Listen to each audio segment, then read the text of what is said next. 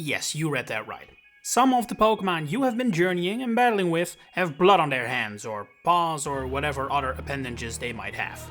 And let's get one thing very straight. I'm not talking about Pokemon blood either.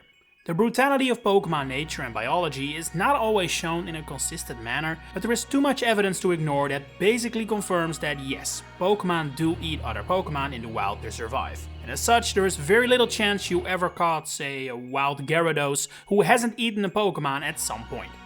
But that isn't what I'm here to talk about. I mean the unspeakable, the thing Game Freak prefers to avoid. Pokemon on human violence to a deadly level. It is extremely rare, and when it happens, it's usually put in unclear terms, or the more common variant, kept generic. Oh yeah, some members of the Beware species have sometimes crushed the spine of some random trainers you don't know. But don't worry, your Beware hasn't. Same with the plethora of ghost Pokemon who led people away to the afterlife. Yeah, some bad apples in the Drifloon community may have at one point done that, but there's no reason to suggest that the Drifloon you see at the Valley Windworks every Friday is a murderer. So we will also be excluding these examples. The only thing that is gonna count is when we know for sure that the individual Pokemon you catch has at one point killed a human. And while you can safely assume that doesn't leave too many cases, the fact the number isn't 0 is honestly quite a surprise in and of itself when you think about it. Let's start with probably the most high profile example, seeing as it's literally all laid out for us in the climax of the game. While the Koraidon or Miraidon, depending on whether you play Scarlet or Violet, that we travel through the entire game with is actually a cutie and means no harm, the same cannot be said for the other member of the species that was brought towards the modern day or timeline by Professor Sada or Churro. This one was highly aggressive and territorial, and if you're wondering why then the Professor would ever welcome it to Paldea, the answer is simple, it came second. The first to arrive was the kind and caring Ko or Miraidon that lived with Arven at the lab at this point in time. So, the Professor fired up their old time machine again and brought a second individual over with the help of their new AI companion, the idea being that these two individuals could live in peace together in Area Zero. However, as I'm sure you're aware, one day the two Pokemon started fighting, with the aggressive individual becoming such a threat the Professor stepped in to protect the caring individual. It is here that they suffer a serious injury courtesy of the Pokemon's attack, which later ends up proving deadly. You could make the argument that since it was never Ko or Miraidon's intention to kill the Professor, that it shouldn't count, but I do think this is too direct to ignore. This is not on the same level as Primal Groudon shifting entire continents, leading to undoubtedly the deaths of the civilizations living on them, which is something Groudon may not even be aware of. Ko and Miraidon may not have intended to kill the Professor, they certainly meant to be aggressive and came with lethal force, which is not the same thing as any random attack, because humans have regularly survived Pokemon attacks across all forms of Pokemon media. The blood is undoubtedly on this individual Ko or Miraidon's hand, and that makes it all the more painful and surprising that not only do we face this Pokemon not too long after this revelation under the ownership of the rogue AI, in the post-game we also get to catch it ourselves. Like, I understand that we needed a second Ko or Miraidon to add to our team, since while the original one can be used in battle, it can be traded, it can be boxed, etc. But when you think about it, it does feel kinda wrong that when the next generation comes out, this murderous Ko or Miraidon is the individual that will be transferable. This one will be the one to stand the test of time, while the kind and caring individual is stuck in Scarlet and Violet forever. Not to mention that we can use this Ko or Miraidon in battles against Arven. We can seriously use his parents' killer against him. That's not only messed up, it's also a pretty big contrast compared to how the other box legendary got along with him. We'll come back to Scarlet and Violet for another set of deadly mons later, but first we take a step back in the series to Alola. The Ultra Beasts feel like prime candidates to have a body count, but that is actually surprisingly low. Even Lusamine survives, even though her fusion with Nihilego doesn't exactly look pleasant. But there is one UB that is the exception to the rule, and it is, partly unsurprising, the glutton that is Guzzlord. While I would say its depiction in Ultra Sun and Moon is actually more intense and dark, showing how it completely destroyed what is clearly an alternate version of Hau'oli City, that one actually didn't result in any known casualties. The one man who stays behind explains all citizens left for different worlds, so we have no clue whether Ultra Sun and Moon's Guzzlord actually killed someone, even if it feels likely. Rock hard confirmation is present in Sun and Moon though.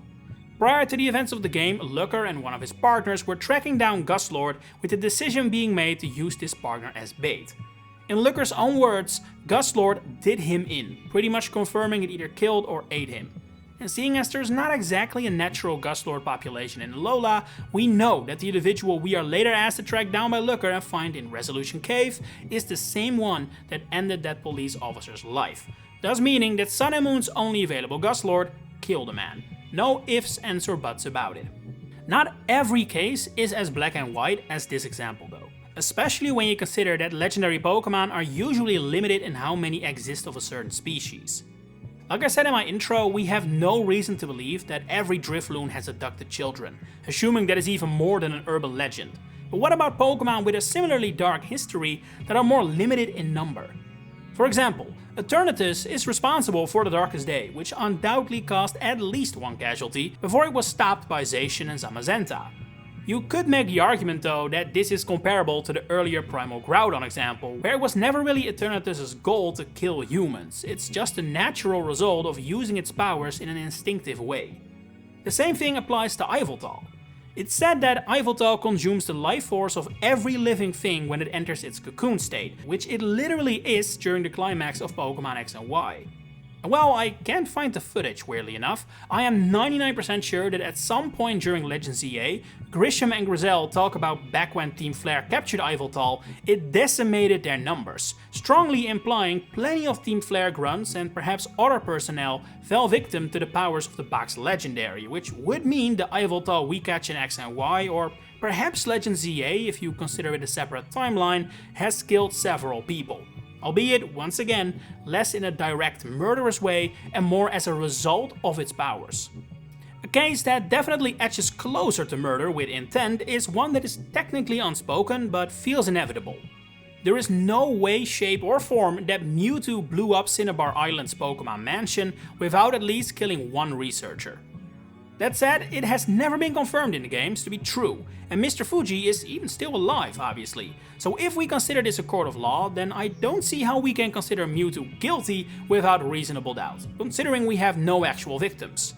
I told you, this is not also black and white. What is black and white though is Kyurem's origin game, please forgive me for this segue, and it is here that several residents of Lacunosa town share stories supposedly devoured people walking outside at night, explaining the town's curfew. It must be said, however, that the game very much presents this as rumors and legends, even more so than the Pokédex, whose entries are already often dubious to begin with. As such, especially seeing as it doesn't always work hand in hand with the implied lore about what Kyurem actually is, I am willing to give Kyurem the benefit of the doubt and say that these stories are likely not true. But obviously, if they are, the Kyurem we catch in both Gen 5 games is 100% responsible for the death of humans. So does that then mean that only Legendaries or Mythicals or Ultra Beasts have blood on their hands? Well, yes, but that's mostly because those are typically the only Pokemon that have some individuality to them. For example, we know thanks to the Scarlet and Violet book that Iron Treads and Grey Tusk mortally wounded a member of the Area Zero expedition team, but we have no clue whether this is the same individual that later causes havoc in Paldea or that is catchable in Area Zero. And this is a species with remarkably low population numbers for obvious reasons. Another possible candidate is the Berry Forest Hypno, a common Pokemon with individuality, who has kidnapped a little girl called Lostel, talk about nominative determinism, from the nearby town and led her into the woods. However, while this catchable Hypno is acting awfully suspicious, the player steps in before anything worthy of counting for this video happens, so it's off the hook as well. Which brings us back to Scarlet and Violet to look at some more confirmed, set-in-stone murderers, who later add to our team, courtesy of Kitakami. The backstory of Ogerpon is one littered with murder and death, although the game never actually goes that far to confirm it. But to summarize, Ogerpon had a human friend when they arrived in Kitakami and were originally shunned from the local community. That is, until they started wearing masks and were free to mingle. However, their newfound local fame enraged Petulant, who set up a plan and sent his loyal retainers, Monkey Dory, Vezendipity and Okidogi, after the duo to steal their masks, which resulted in an altercation involving the human who was since never seen again. Take a guess what that means. This then led to retaliation from Ogerpon, who pretty much just killed the loyal Free in a fit of rage before hiding away. It is then years later that we as the player fix this whole mess and can end up with a party consisting of Ogerpan, the Loyal Free and Petulant. 3 of those are 100% directly responsible for the death of a human, being the Loyal Free in their past life, so to speak. Well, I guess technically Ogerpan's former partner is not confirmed dead. I cannot picture this meaning anything else. Petulant is a bit more contentious though. You could consider it the mastermind behind it all, the mob boss ordering the hit, but it should be said that its orders were merely to steal the masks, not murder Ogerpan's partner. That wasn't planned. So this one is definitely a lot more dubious, to the point that I'm not sure we can consider Petulant a Pokemon with a body count, even if its evil intentions did put everything into motion. And then we have Ogerpan. Purely based on the definition we brought up way earlier, it would be off the hook. We said only Pokemon that kill humans. Ogerpan doesn't, therefore it's in the clear.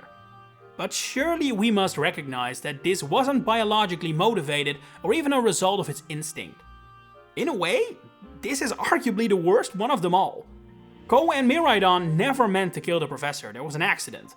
Guzzlord may have eaten a man, but that is merely its biological instinct. Even the Loyal Free didn't plan to kill Ogerpan's partner, although they most definitely ended up doing so. But Ogerpan went after the Loyal Free with one goal, and that was revenge.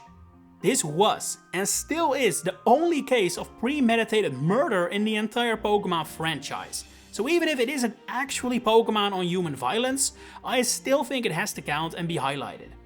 I mean, how many games do you know that give you the opportunity to use a party consisting of a murderer and their 3 murder victims?